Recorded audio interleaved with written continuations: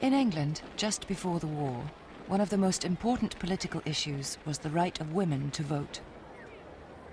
It was the suffragettes who led the fight. First, they tried peaceful protest. But when this didn't work, they turned to violence, burning down and bombing buildings. The British government started a campaign to silence the suffragettes. They were sent to jail and forced to endure all the humiliation of prison life. 7 months before the outbreak of war, one of the suffragette leaders, Sylvia Pankhurst, was sent to prison for breaking a window. She, like many others, went on hunger strike and was force-fed.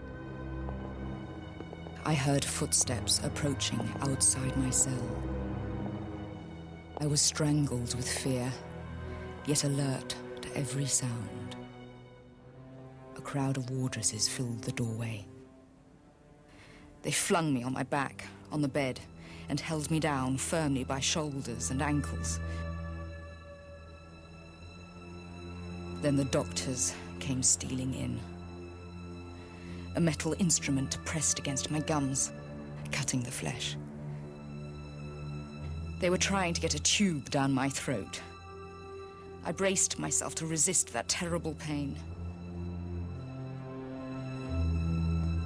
They got it down, I suppose, though I was unconscious of anything then, save a mad revolt of struggling.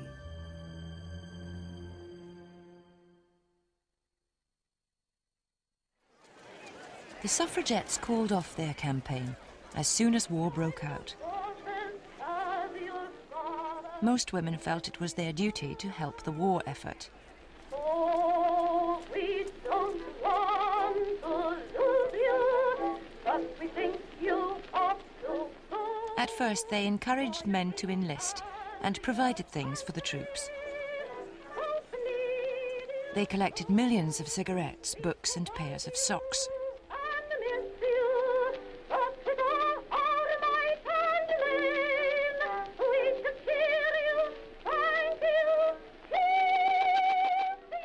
By 1915, there was a shortage of workers, as so many men had joined up. In this total war, women were needed to take over jobs which had always been done by men.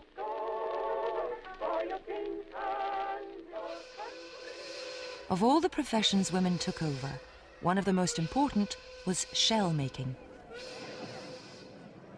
The guns out there are roaring fast. The bullets fly like rain. The aeroplanes are curvetting.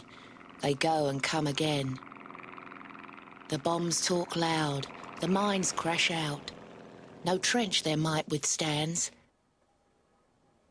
Who helped them all to do their job? The girls with yellow hands.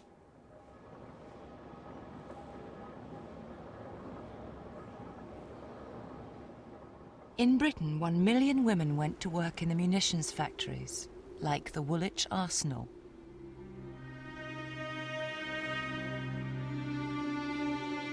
The first time you go around, you think, what an interesting place.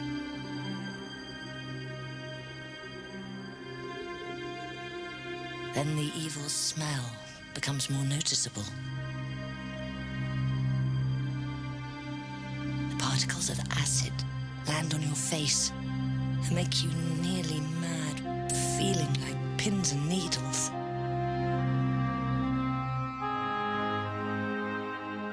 Gabrielle West was part of the Women's Police Service.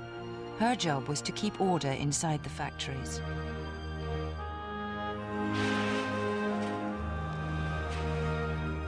The fumes often mean 16 or 18 casualties a night. You're blind and speechless by the time you escape.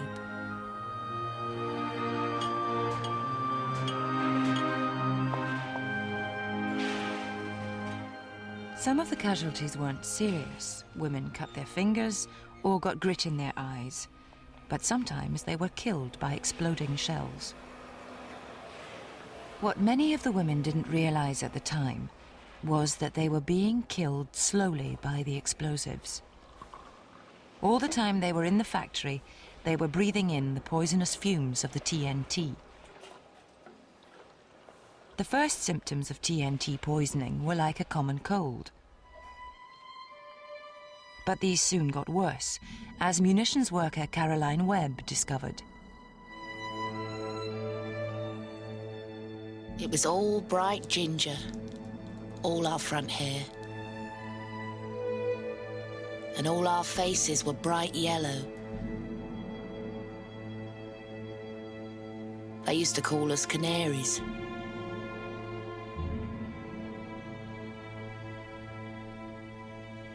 This doctor, he was looking at us girls one day and he'd say, half you girls will never have babies, and the other half are too sick. God help you. War work was dangerous, but the women knew that without their supply of shells and bullets, the men would lose the war. Sometimes when we come upon our little train, it would be all packed with different people. And there'd be all the officers sitting there. Some of them used to look at us as if we were insects. And others used to mutter, well, they're doing their bit. We said, well, we don't mind dying for our country. The women believed that after the war, their work would win them the vote and recognition. But as the men returned, women were forced out of their jobs, and equal voting rights with men were not achieved until 1928.